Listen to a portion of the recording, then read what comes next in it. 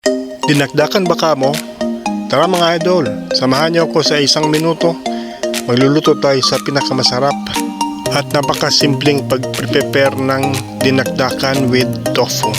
So ayan, sisimulan natin sa pagpapakulo ng ating pork na 30 minutes. So ayan, mamarinate na natin with salt, pepper, garlic powder, oyster sauce at ketchup. Lalagyan din natin yan ng lemon mga alods. So 2 lemon yung ginagamit natin dyan. So ayan, mikos-mikos lang. So ayan natin yung mamarinate na mga 2-3 oras at ipiprito muna natin yung ating tofu. So ayan, ipiprito na natin sa ating mainit na kalan.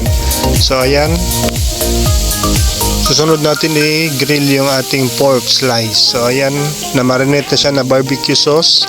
So ayan, malapit nang maluto at ayan na guys, naluto ng ating tofu at pork. So ayan, ihiwain na natin kasama yung ating cucumber at sibuyas. So ayan, imimix na natin lahat yung ating nahiwang pork, tofu, sibuyas at cucumber. Lagyan natin ng 2 lemon, lagyan natin ng pepper, toyo, liquid seasoning at ayan na guys, napakasarap nito. Mikos-mikos lang natin. At ayan na guys, napakasarap, napakasimple at napakabilis na pagluluto. Maraming salamat guys, God bless.